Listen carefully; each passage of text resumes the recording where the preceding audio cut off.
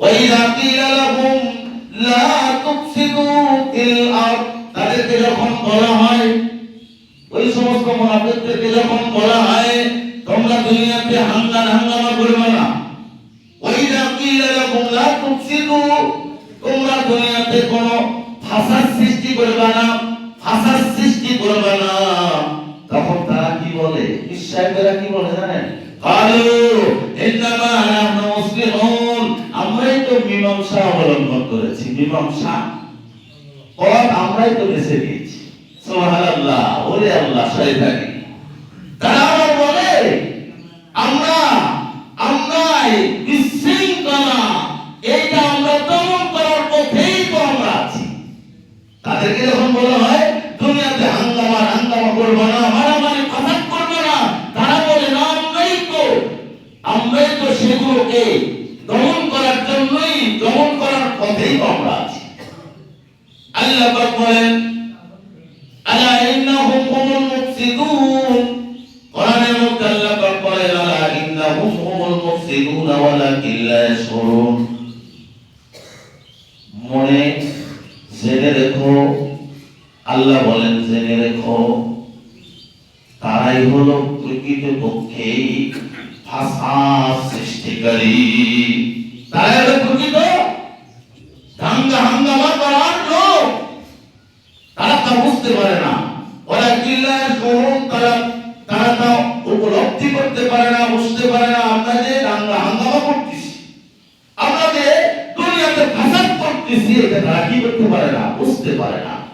আল্লাহ পাক বলেন কিলা লাহুম আমিনু কামা আমানান নাস ক্বালু আনুমিনু কামা আমানাস সুফাহা আলা ইন্নাহুম হুমুস সুফাহা ওয়ালাকিন লা ইয়ালামুন। তাদেরকে যখন বলা হয় মানুষ যেমন ঈমান আনে, মানুষ যেভাবে ঈমান আনে, কামা আমানাস সুফাহা, মানুষ যেভাবে আল্লাহর উপরে ঈমান আনে তোমরা সেভাবে ঈমান নিয়ে আসতে পারো না। তখন তারা বলে কালু আনুমিনু কামা আমানাস সুফাহা, আমরা কি ঈমান আনবো বোকাদের মতো? সুফাহা মানে বোকা।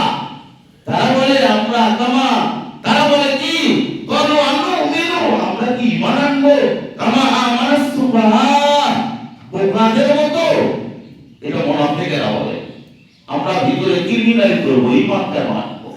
এরপরে আল্লাহ পাক বলেন আলা ইন্নাহুম হুমুস সুফাহা ওয়ালাকিন লা ইয়ালামুন, প্রকৃতপক্ষে জেনে রেখো, প্রকৃতপক্ষে তারাই হলো বোকা, প্রকৃতপক্ষে তারাই কি বোকা। ওয়ালাকিন লা ইয়ালামুন, কিন্তু তারা বোঝে না, কিন্তু প্রকৃতপক্ষে তারাই বোকা, তারাই বোকা। তারপরে তাদের আরেকটা আয়াত, তাদের সম্পর্কে আল্লাহ পাক আয়াত বলে ভাইরা লাকুল্লাযিনা আমানু ক্বালু আমান্না, যখন ঈমানদারদের সাথে তাদের সাক্ষাৎ হয়, ঈমানদারদের সাথে যখন তাদের সাক্ষাৎ হয়, তারা কি বলে? ক্বালু আমান্না, আমরা তো ঈমান এনেছি। যখন ভালো লোকদের সাথে তাদের সাক্ষাৎ হয়, তারা বলে যে আমরা তো ঈমান এনেছি। এরপরে আরেকটা দেখে ওয়াইদা খালামিনা শায়াতিন, এরপরে যখন শয়তানি একান্ত সাক্ষাৎ তাদের হয়ে যায়, তারা কি বলে? ক্বালু ইন্নামাকুম, শয়তানদেরকে বলে আমরা তোমাদের সাথে মিশিয়ে আছি, আমরা তোমাদের সাথে কি মিশিয়ে আছি, তা তোমাদের সাথেই আমরা আছি। ওয়া ইন্নামা নাহনু মুস্তাহজিউন, তারা বলে শয়তানদেরকে বলে এটা আমরা মুসলমানদের সাথে উপহাস করি, এটা আমরা মুসলমানদের সাথে একটা ঠাট্টা করি, মস্করা করি। তাহলে আমরা বুঝতে পারলাম যারা মুনাফিক বাইরে দৃষ্টিতে তীর সাজে, কিন্তু ভিতরে মুনাফিকি করে।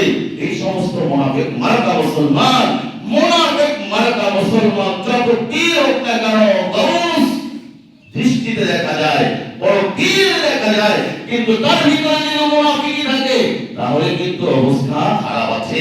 যাই হোক, তাবলীগ জামাতের মধ্যে যে দুইটি দল আমরা জেনে আসতেছি, এভাবে যে ওলামায়ে কেরাম এরা তাবলীগের আঞ্জাম, এরকম বিশ্ব ইস্তেমার আঞ্জাম চলছে, কাজকর্ম চলছে, রাত্রে ঘুমায় আছে, এমন অবস্থায় সাতপন্থী তারা রাত্রে এসে অস্ত্র শস্ত্র এসে নিয়ে এসে তাদেরকে এমন প্রমাণ, আমরা তার ধরার কথা যে শুনেছি না, কত যে লাশ পড়ে আছে, কোন লাশ অবস্থায় আছে, এখন পর্যন্ত কোনো খোঁজ নাই।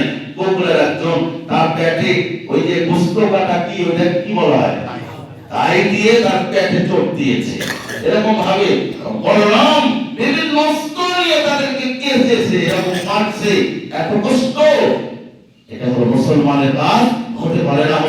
মুসলমানকে কখনো হত্যা করতে পারে না। এটা হচ্ছে মুনাফিকদের কাজ। এটা হচ্ছে কার কাজ? মুনাফিকদের কাজ। যাই হোক, আল্লাহ তাবারক ওয়া তাআলা আমাদের সবাইকে মুনাফিকের খাতা থেকে বাঁচান। সকলে জোরে বলি আমিন। এবং দ্বীনের উপরে যেন আমরা অটল থাকতে পারি, আল্লাহ এবং আল্লাহর রাসূলের রাস্তার উপরে যেন আমরা অটল থাকতে পারি। আমাদের সবাইকে সহি তরিকায় যে তাবলীগ, এই তাবলীগের সাথে জড়িয়ে থাকার, আমাদের লাগিয়ে থাকার তৌফিক দান করুন। সকলে জোরে বলি আমিন।